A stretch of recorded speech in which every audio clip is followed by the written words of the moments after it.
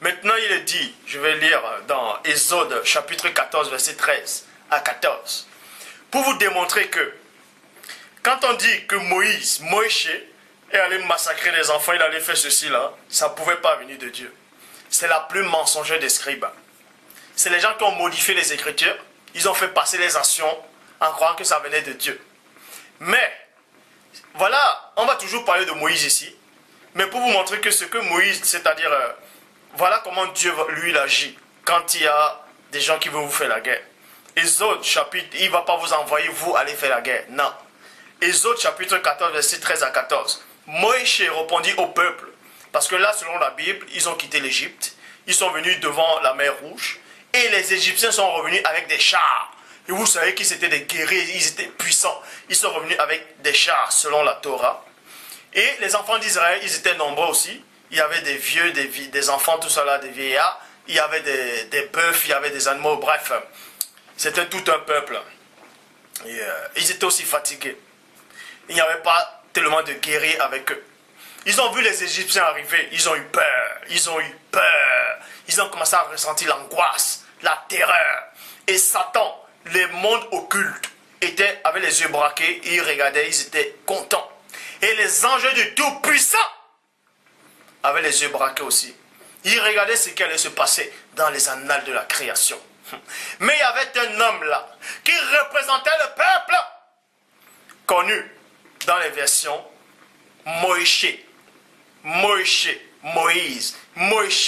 C'est pour ça qu'il est Moïse répondit au peuple. Ne craignez pas. Ne craignez rien. Vous voyez? Ne craignez rien. Mais les enfants d'Israël, ils voient les Égyptiens arriver. Ils connaissaient la puissance des Égyptiens. Comment les Égyptiens faisaient trembler le monde. Ils faisaient pâlir les autres nations. Les enfants d'Israël voyaient, ils disent, mais attends. Tu dis, mais on ne doit pas avoir peur. Mais, vous voyez, les Américains vont venir avec l'arme atomique. Les gens vont venir avec des missiles, avec des bâtons, avec des machettes. Toi, tu n'es pas armé. Tu vas dire, mais, non, je sais que Dieu existe, mais, gars, comprends-moi. Les enfants d'Israël, vous allez comprendre ici. On sait que Dieu existe. On a vu les miracles que Dieu a accomplis en Égypte. Mais là, oh, toi aussi, Moïse, hey! Non, tu nous dis de ne pas avoir peur, mais toi aussi, comprends. Moïse dit néanmoins, Moïse répond ici, ne craignez rien, restez en place. Restez en place, parce qu'il devait prendre la fuite, il voulait déjà fuir. Restez en place, virgule, et regardez.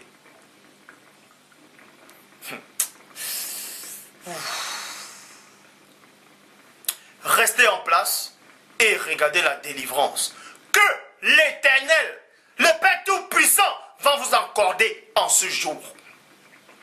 Car les Égyptiens que vous voyez, vous ne les verrez plus.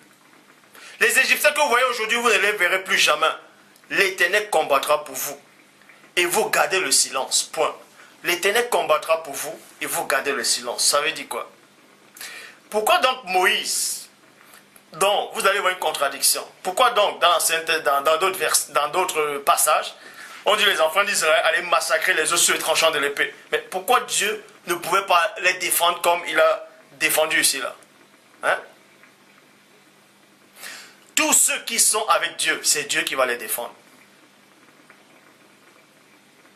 Christ est le bon berger et il défend ses brebis. Si vous êtes les brebis du Père, c'est le Père qui va vous défendre. C'est comme ça. C'est la loi universelle. Point barre. Donc vous allez comprendre ici qu'à cet instant, la personne de Moïse, les yeux spirituels étaient ouverts. Il avait vu l'armée céleste. Il y avait des anges les plus puissants de la création qui étaient là. C'est pour ça que Moïse dit, ne craignez pas. Mais vous avez peur de quoi? Moi je vois de l'autre côté. Ces gens-là qui arrivent là, vous ne les verrez plus. Parce qu'il avait déjà visualisé ce qui allait arriver. Mais vous, vous ne pouvez pas visualiser. C'est pour ça que vous prenez la machette, c'est pour ça que vous allez vous défendre. Vous ne visualisez pas parce que le Saint-Esprit ne vous révèle pas cela. Il ne vous révèle pas cela parce que vous n'avez pas le Saint-Esprit. Point barre. C'est une sensation que vous avez.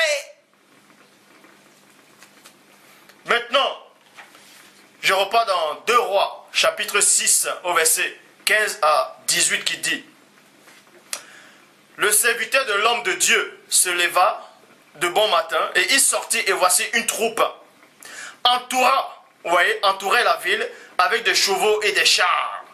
Point, je m'arrête dans le point. Le serviteur de l'homme de Dieu, c'est qui? Cet homme de Dieu là, c'était Élisée. Et il avait un serviteur, il s'est levé de bon matin, il avait une troupe de personnes, des soldats armés, avec des chars, ils étaient armés, puissants. Vous voyez? Et le serviteur dit à l'homme de Dieu: Ah, mon Seigneur, que ferons-nous? Comment allons-nous faire? Vous voyez? Ils disent: Mais, ah, mon Seigneur, comment allons-nous faire? Le serviteur d'Élisée avait vu comment Élisée faisait des miracles avant. Mais quand il voit le danger, il dit: Je connais ton Dieu là.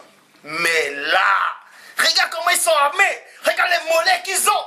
Regarde les bras qu'ils ont. Et ils sont puissants. Qu'allons-nous faire? Ils tremblaient. Et c'est ce que vous êtes en train de faire. Vous tremblez. Et vous dites que vous connaissez Dieu. Et vous tremblez. Qui es-tu, toi, pour trembler devant les forces occultes? Qui es-tu? Si tu connaissais ta position, tu n'allais même pas trembler. Si tu connaissais ta position, tu n'allais pas prendre la machette pour te défendre. Tu n'allais pas aller en guerre. Tu allais juste dire: Père, envoie 12 légions d'anges à l'instant. Car je suis ton fils. Et là, ton président, on n'allait pas faire le coup d'état. Est-ce que vous savez?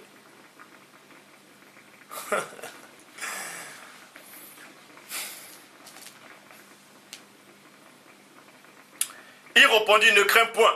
Élisée répondit: Ne crains point. C'est ce que Moïse aussi avait dit. Il répondit: Ne crains point, car ceux qui sont avec nous sont en plus grand nombre que ceux qui sont avec eux. Le mystère, c'est quoi? C'est que le disciple d'Élisée, lui, il avait juste vu des soldats.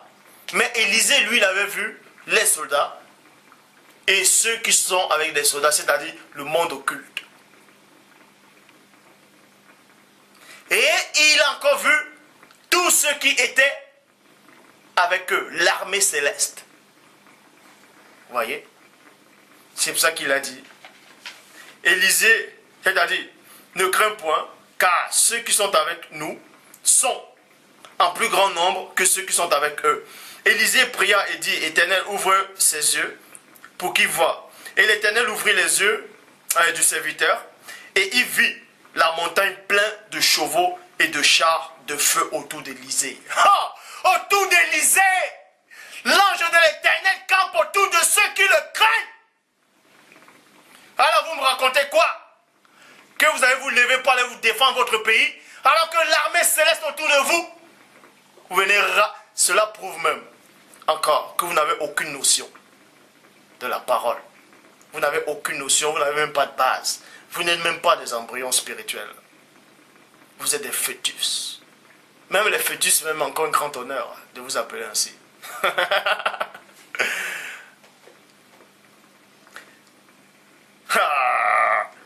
Les Syriens descendirent vers Élisée.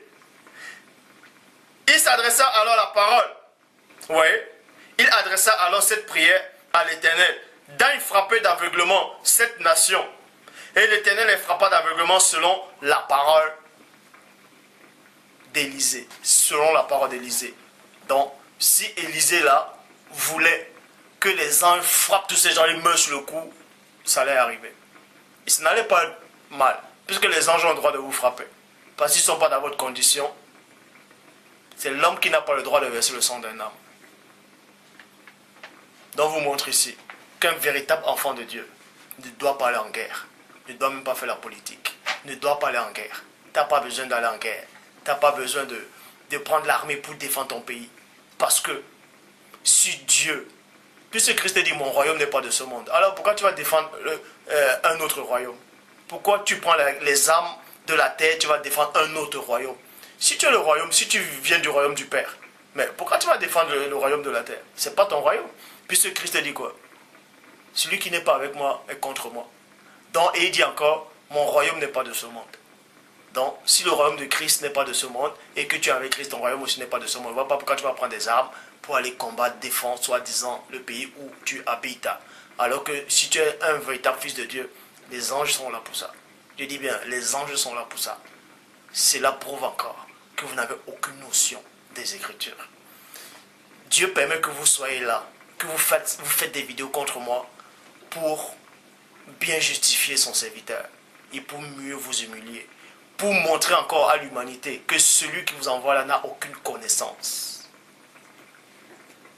Lévitique chapitre 26 verset 6. Je mettrai la paix dans le pays.